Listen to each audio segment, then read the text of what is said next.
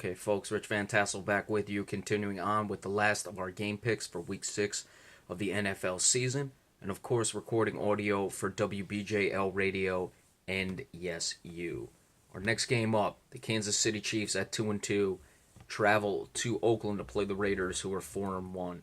Injuries for the visiting Chiefs: Justin Houston, the linebacker, is out, only one listed. For the Oakland Raiders, Latavius Murray, their running back, is out. The rest are listed as questionable. Tywan Jones, running back. Matt McCann's offensive lineman. Malcolm Smith, linebacker. And Clive Wofford, the tight end. For Kansas City, they're 0-2 on the road, and I think they're going to have to open up the offense a bit more in this game than they usually do. They like the short passing game, the run games. Those are indicative of Andy Reid his entire career. Not necessarily running the ball that much, but he likes to, run the outside runnings, the short passing game to keep things going, and he uses the short passing game as well in place of the run, in lieu of the run. So we'll see if they're able to open up the offense, get Jeremy Maclin downfield, and try to expose the Oakland secondary, which has been improving, but still has its question marks despite the additions they made in the offseason. Oakland is flying pretty high right now. They're on top of that division. They're playing well, and their offense is really clicking with Derek Carr, 11 touchdowns and 2 interceptions. I had mentioned he could be a dark horse MVP candidate. Could have been last year, too, had he gotten this team to the playoffs. But if he continues to play, continues to be clutch, he will certainly be in consideration, and he's really been effective. Amari Cooper playing very well. Also, Latavius Murray being out, he hasn't been able to really get going. He's not even the team's top rusher. Injuries have affected him this year. He's been solid when he's been on the field, but the injuries are certainly a factor for him thus far. So we'll see if Oakland is forced to pass the ball a lot more and get into a high-scoring game, which may not be too bad for Oakland because I don't know if the Chiefs will be able to keep up. I like Oakland in this game. The Chiefs I expect to be very game in this one because they don't want to fall too far back in that division, especially against Oakland. You had Denver coming back to the pack just a little bit, especially with their 2 straight losses. So Kansas City is a big opportunity in this game. I just like where the Raiders are going thus far this season. That's why I expect them to get the win. I expect them to score some points, not be as high scoring as maybe Oakland would want it, with Kansas City not being able to keep up. But I expect the score to be in the area of 30-20. I think Kansas City will fade late in this game, and Oakland will move to 5-1 and really be looking good in that division. Our next game, the Atlanta Falcons at 4-1 travel to Seattle to play the 3-1 Seahawks. One of the more interesting games this week. 2 very good teams, especially Atlanta, who's 3-0 on the road, and Seattle 2-0 at home. So something's got to give there.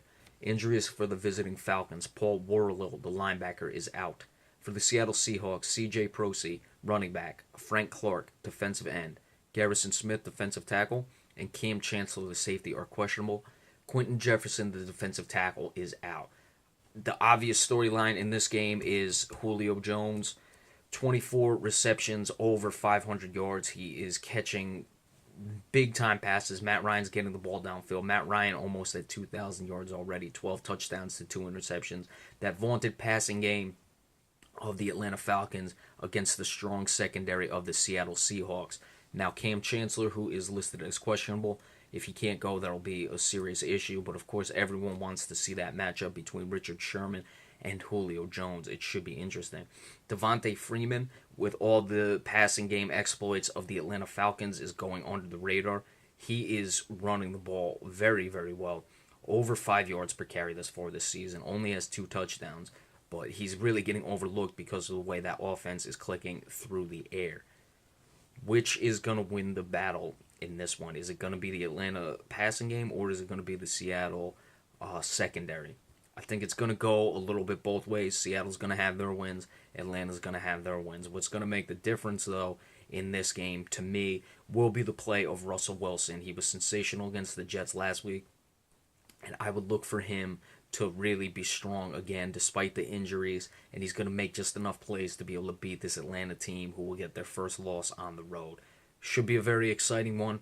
I'm liking the score 24-20 because I think while Julio Jones will get some yards, Seattle's defense will not break in the red zone and will hold Atlanta to just enough field goals, and Russell Wilson will make the plays necessary to win this game. Seattle 24-20 over the Atlanta Falcons, what should be a very good game. The Dallas Cowboys at 4-1, traveling to Green Bay to play the Packers, who were 3-1. Injuries for the visiting Cowboys. All listed as questionable. Tyron Smith, offensive tackle. Kyle Wilber, linebacker. Terrell McClain, defensive tackle. Jason Williams, tight end. Jason Witten, the tight end. And Terrence Williams, the wide receiver. Des Bryant, of course, is questionable. I don't know why he's not being listed on any of these reports, but he is questionable. He was limited in practice, but did practice, so we'll see if he goes. I would hope he does go. I would expect he's probably going to go for this game, but I've seen times where I thought Des Bryant would go, and he hasn't. For the Green Bay Packers, Eddie Lacy, running back. James Stark, running back. Demarius Randall, cornerback, are all questionable. Chris Banjo, the safety. Sam Shields, the cornerback, are out. So, with Sam Shields not playing, if Des Bryant can play, Sam Shields is their best cornerback. That would certainly give Sam Shields is their best cornerback. That would certainly give the Cowboys an advantage there. Terrence Williams has picked up his play. Don't get me wrong, he wasn't very good last year without Des Bryant, but I think that he's found a little continuity with Dak Prescott. Cole Beasley has been playing very well in the slot, controlling the clock, and again, as we discussed, if Des Bryant is on the field, that allows Cole Beasley many more opportunities to catch passes. And of course, Ezekiel Elliott running the ball, he's been very good. Right at 5 yards per carry, almost exactly at 5 yards per carry. 5 touchdowns as far this season. Green Bay does have a solid run defense. So we'll see who's going to win that matchup between the Cowboys' offensive line and Ezekiel Elliott and the Green Bay Packers' defensive prowess on stopping the run. You look at it, Aaron Rodgers, not even 1,000 yards, 9 touchdowns and 3 interceptions. Granted, he has played one less game. Dak Prescott, almost 1,300 yards and 4 touchdowns, no interceptions. So people are making a case that Dak Prescott is not really stretching the ball downfield, but you look at it compared to Aaron Rodgers, I mean, he does have almost 400 more yards. Now, would one game make up for that? Granted, but he'd be right where Aaron Rodgers is even if they played the same amount of games. So Dak Prescott, I think, is making the necessary plays. And I think the Cowboys are going to win this game. Of course, disclosure, I am a Cowboys fan, but I picked against them many times. I picked against them last week. I think they're going to get a few turnovers in this one. They didn't have any takeaways last week. That was the first game this season. They did not have any takeaways, and they were actually minus in the turnover differential. They had that fumble late in the game, but still able to win. Aaron Rodgers is not apt to turn the ball over. We'll see if Morris Claiborne can make a play. I'm expecting Byron Jones to finally come across with a turnover in this one. And the addition of DeMarcus Lawrence coming back from suspension last week has really helped the Cowboys. It's not going to be easy, but I believe they're going to be able to control the clock as they've been doing all season long. When you control the clock the way they have, they become a very difficult team to beat. And that's why I think the Cowboys are going to come away with the victory in this game. I like it to be in the area of 23-20. Neither team will have too much success finding the end zone. Of course, the Cowboys, we know they give up a lot of yards between the 20s, but in the 20s they buckle down. They get a few turnovers to help them as well, and their offense helps their defense by controlling the clock. Cowboys, 23-20 over the Green Bay Packers. And then the Sunday night game, the Houston Texans are hosting the Indianapolis Colts.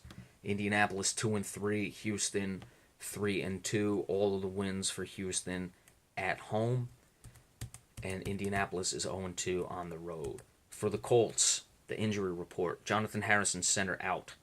The rest are questionable. Quan Bray, wide receiver. T.Y. Hilton, wide receiver. Patrick Robinson, cornerback. Darius Butler, cornerback. For the Houston Texans, Steven Anderson, tight end. Quentin Demps, safety. Brian Peters, linebacker, are all out. Kareem Jackson is questionable, cornerback, and Will Fuller, the fifth wide receiver, is questionable. Look at the injuries to the secondary of the Indianapolis Colts. That could be an issue going against DeAndre Hopkins. Of course, the biggest issue for the Indianapolis Colts is what is their offensive line going to be able to do against the Houston Texans pass rush, which we know is very formidable with or without J.J. Watt. And frankly, even the worst of teams' pass rushing would be formidable against the Indianapolis Colts, the way their offensive line has performed these last couple seasons. So what is Indianapolis going to do? They clearly have to make adjustments as far as their protection, helping out, chipping, whatever. Probably going to mean less routes being run. So look for T.Y. Hilton to not have as strong of a game. He's over 500 yards through 5 games, so he's certainly doing what he has to do. Frank Gore is still impressive even at his age. I expect them to try to establish the run, hopefully to take some pressure off Andrew Luck, and they're going to want to not have to drop back and throw the ball as much. It's hard to pick Indianapolis, frankly, especially against a team with such a strong pass rush. Now, neither team has been that impressive. Houston, you would have to say, is the class of this division, but even if Indianapolis wins this game, then it really puts this mediocre division up for grabs. Even if Houston wins, it's still up for grabs either way. I can't see a reason why Indianapolis would win against the Houston Texans pass rush. I expect Jadeveon Clowney to have one of the better games, if not the best game of his career, and really show his true potential in this game. Too many turnovers, sacks, things like that go wrong for the Indianapolis Colts. Houston comes away with a victory, and let's see if Brock Osweiler can step his game up. Only 6 touchdowns to 7 interceptions, and he can go at that Indianapolis secondary, which is also pretty weak. If it wasn't for their porous offensive line, that would be the weakest unit on this team. So expecting DeAndre Hopkins to be able to come through in this one. Or DeAndre Hopkins is out. Will Fuller, that is. So a little mistake there. So Houston comes away with the victory, 24-20 in this one. Sloppy game both ways. All right, so that is it. Probably do some sort of baseball playoff preview at some point. Just gotta, look at it. The ALCS is in, or just an update with that. Be sure to stay tuned for that as well. And we will give you the recaps of the game picks probably a little on in the day tomorrow. Probably just do them all right before the Sunday night game. So be sure to stay tuned for that and enjoy the rest of your weekend. Thank you.